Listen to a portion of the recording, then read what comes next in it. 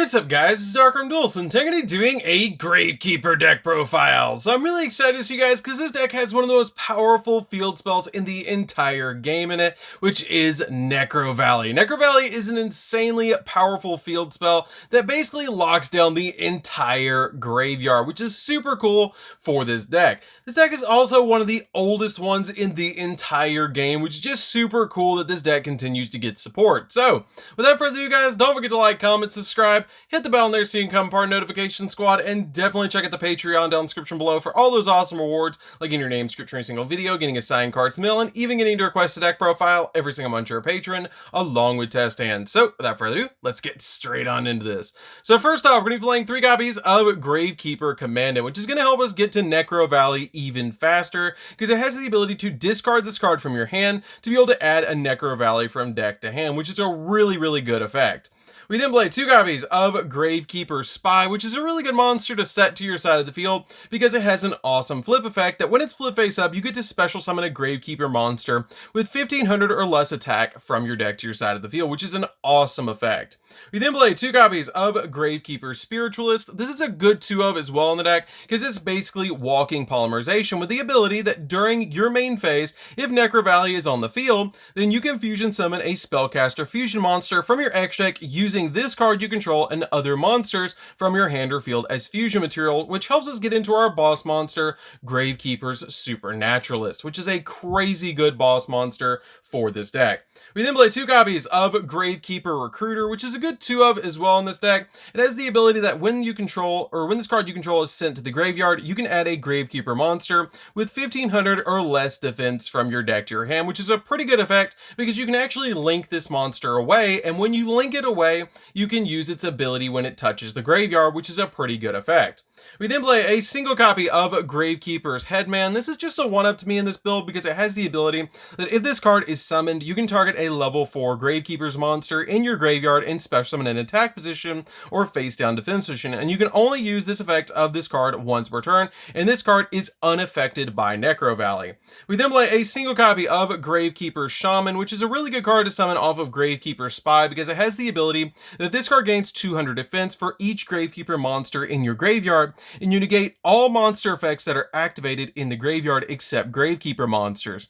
While Necro Valley is on the field, your opponent cannot activate field spell cards, and also field spell cards cannot be destroyed by your opponent's card effects, which is really good, giving us that added protection to be able to protect Necro Valley and further lock down the graveyard. We then play a single copy of Red Eyes Wyvern because this is a good card to send to graveyard for your Red Eyes Insight, so then you can search Red Eyes Fusion for the deck. And also this card has the ability that if you didn't normal summon this turn during the end phase, you can manage this card from the graveyard to special summon out a Red Eyes monster from the graveyard except another copy of itself, which is a pretty good effect. We then play a single copy of Dark Magician, the ultimate wizard in terms of attack and defense, and a single copy of Red Eyes Black Dragon, so we can go into Red Eyes Dark Dragoon, which is an extremely powerful boss monster backed up with Necro Valley. So that's it for the monsters, guys. Let's get into the spells. So for the spells, we're going to be playing some really awesome ones. We're going to start off with 2 copies of Scapegoat. Scapegoat is a really good card. They can actually basically make us a 1-card Link 4, which is a really awesome thing, because when this card is activated, you special summon out 4 sheep tokens to your side of the field. They're level 1, 0 attack, and 0 defense in defense position, but these tokens cannot be tributed for a tribute summon, and you can't summon other than monsters this turn you activate this effect, but you can normal set. But you can basically just set this card to your side of the field, and during your opponent's turn, flip it face up during their end phase. When you go into your turn, you can just link summon out a Link 4 with these tokens, which is a really awesome thing. We then play 3 copies of Necro Valley. Necro Valley is a really awesome field spell that has the ability that all Gravekeeper monsters gain 500 attack and defense, and cards in the graveyard cannot be banished, and you negate any card effect that would move a card in the graveyard to a different place, and negate any card effect that changes types or attributes in the graveyard. This is a great 3 of in the deck, and is what the entire deck focuses around, and it's such a cool old school card. We then play 3 copies of Necro Valley Throne. Necro Valley Throne is a great search card for the deck, because it lets you add a Gravekeeper monster from your deck to your hand, or you can immediately after this card resolves, normal summon a Gravekeeper monster to your side of the field. This is a definite 3 of, because it's basically the Rhoda of the deck. deck. We then play one of the most powerful spell cards in the entire game, and that's going to be 3 copies of Royal Tribute.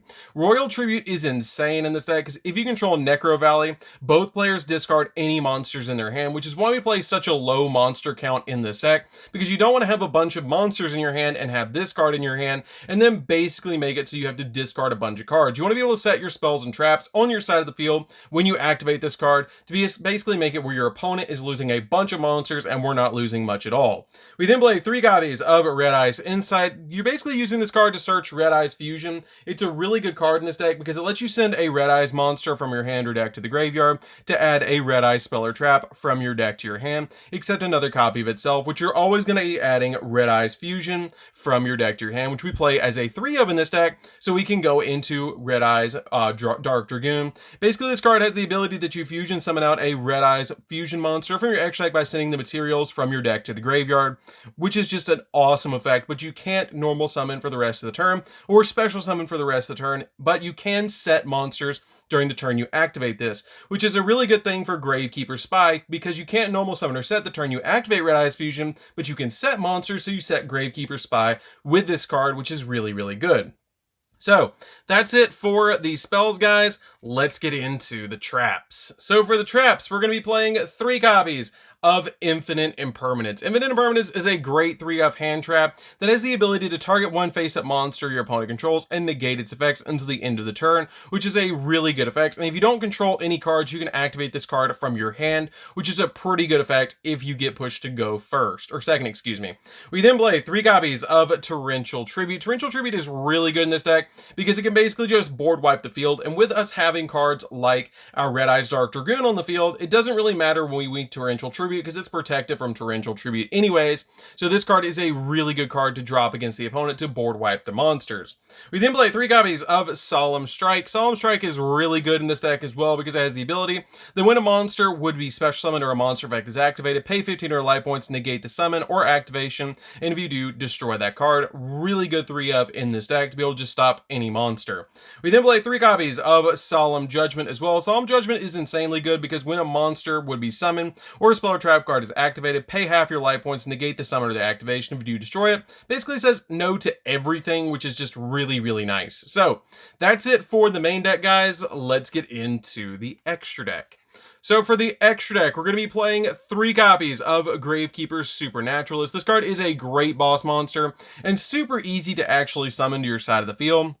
You can actually get away with 2 copies of this. I just really like the 3rd copy of it in my build, but it has the ability that it gains attack and defense equal to the combined original level of the monsters used for fusion summon of this card times 100, and then while Necro Valley is on the field, this card and any card in your field spell zone cannot be destroyed by card effects, which is really good comboed with your copy of Torrential Tribute as well. And then during your main phase, you can activate this effect that during the end phase of this turn, you can add 1 Gravekeeper monster or a Necro Valley card from your deck to your hand, which is a pretty good effect. We then play just a single copy of Red Eyes Dark Dragoon. It's very easy to summon this deck, and it's super, super good to be able to put this on your side of the field with a copy of Necro Valley, because this card is an absolute beast of a card, because it has the ability that it cannot be destroyed by card effects. Neither player can target it with card effects, and then during the main phase, you can destroy monsters your opponent controls up to the number of vanilla monsters that you put into it, but since you're always summoning it with your copy of Red Eyes Black Dragon and Dark Magician, you're able to pop 2 monsters on the field, and then inflict damage to your opponent equal to their attack points, which is really, really good. It also has the ability that when it's on the field, you can negate 1 card effect per turn by discarding a card, and when you do, this card gains 1,000 attack points, which is just absolutely insane. We then play a single copy of Mekk-Knight Crusadia Avermax. This card is super easy to climb into with your copy of Scapegoat, because you basically just make a copy of Link Spider, Link Rebo, and IP, link those monsters away, and then make your copy of your Avermax if you want to, which is just a really good monster to combo with your Necro Valley. 1 copy of a Boral Sword, which helps us out with OTKs, which this card is just a really, really good card overall in the deck. 1 copy of Unicorn to spin stuff, Phoenix to pop spells and traps, and IP Masquerena, so we can go into the Unicorn during our opponent's turn, or use 2 of our Scapegoat tokens to make this card, because it's super easy to make. This card is going to be a card you're going to be making all the time in this deck with Scapegoat, to be able to go into your copies of your Mekk-Knight Crusadia Avermax, or your copy of Boral Sword. We then play a single copy of Anaconda to use with Red Eye's Fusion to be able to send that card from deck to graveyard to be able to go into Red Eye's Dark Dragoon, which is just a really good combo for this deck to be able to basically make that card on your side of the field. With a copy of IP Masquerena, you can basically activate Scapegoat, make Masquerena, then make Link Rebo and Link Spider, and then after you do, use the Link Rebo and the Link Spider to go into Anaconda, pay the 2,000, go into your copy of Dragoon, and then basically you sit on the 3 monsters, and then during your opponent's turn, use IP plus Anaconda to make Mech Knight Crusadia Avramax, and you end up with both of these monsters on board off of just a single copy of Scapegoats, which is really awesome.